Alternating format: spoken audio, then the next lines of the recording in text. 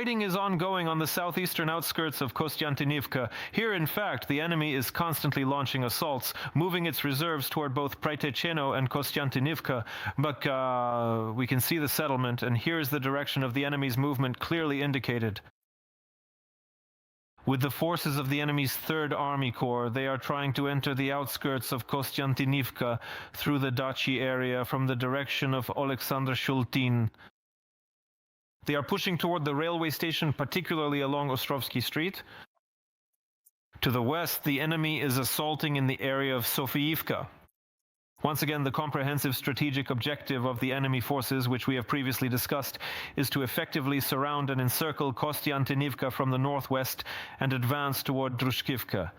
Simultaneously, from the east and the north, they are attacking in the area of Chasiv Yar and further north. Their goal is to reach the line of Maiskeverolubivka and direct their primary efforts toward Drushkivka. The enemy has amassed a remarkably large concentration of military forces in this specific sector. However, let's say, the overall operational tempo has experienced a noticeable deceleration lately. The enemy is clearly planning a regrouping and is bringing up reserves. The forces that the enemy is currently throwing into the assault on the city and its outskirts are clearly insufficient for them. Let's put it this way.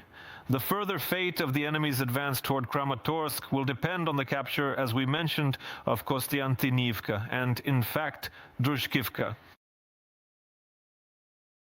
Despite the intense pressure on Kostiantynivka from the south and east, the enemy still hasn't managed to enter the city. Assault groups are dying on the outskirts and in the Dasha sector. However, the Muscovites are already claiming that they are in the city and supposedly have reached the railway station. The occupiers' lies are being refuted from the press service of the 44th Mechanized Brigade 19th Army Corps, not from an office, but the streets of Kostiantynivka, from the railway station we mentioned. Watch further and draw your own conclusions. We're entering the Kostiantynivka railway station. It's empty, but this is our station. You see, we can't really show off here, but that's just how it is right now. I don't see anything. No Russian troops. The claim that Kostiantynivka is under the control of the Russian Federation is yet another fake. Kostiantynivka is Ukraine. Kostiantynivka is ours. You can sleep peacefully. The armed forces of Ukraine are fighting with all their heart. Joining us for details on the Kostiantynivka area is the press officer of the 28th Mechanized Brigade, the Knights of the Winter Campaign, Evgenia Alkimova. Evgenia, congratulations. Congratulations. Zhenya, please tell me, in which part of the city are there the most storms now? Is this the southeast region, or is it, let's say, the deep south, or maybe a little further to the north? The southeast, but I wouldn't say that there have been more assault actions. For the most part, the enemy is now focusing its efforts on wearing us down rather than on direct assaults. In other words, they understand that if they break through somewhere, they'll just get bogged down further on. So for the most part, they tend to operate with assault groups on the flanks, while on our side, the focus is more on gradually wearing them down downwards. That is, we are making their logistics movement and other similar things virtually impossible. Do you think the enemy is short on personnel? Because overall, the pace they set has somewhat decreased on the enemy's side. What could be the reason? Is it perhaps the weather, like the inability to bring in heavy equipment for their offensive? Yes, both a shortage of personnel and a shortage of equipment. They haven't used equipment for quite a while now. There were a couple of tanks a few months ago, but that was in our sector, and basically it didn't bring any results. And although these infiltration tactics give the enemy a short-term advantage, politically speaking, you could certainly say that when they engage in this flag raising, but in reality, it costs them a great deal in terms of their manpower, and in fact it simply brings far too little in the way of actual results. About infiltration tactics, tell me, Belka, has the enemy gained a foothold in those dashas everyone's talking about in the Kostiantynivka suburbs where they're continuing their assaults? As far as I know, our units are there, so they have not succeeded. Currently, fortification, it's actually a very relative thing because the specific number of enemy personnel that can be stationed there is currently insufficient to continue any offensive actions or even just to properly accumulate forces. So if any enemy units are present there, they simply cannot carry out any active military operations because they are almost immediately destroyed by our drones. Are our guys still able to slip into the city, considering that the enemy still maintains an advantage in the number of drones in the air at this time? They are, but now they are only traveling on foot. All the approaches are currently controlled by vehicles. Even getting in with an armored vehicle now is almost impossible. It's like playing the lottery.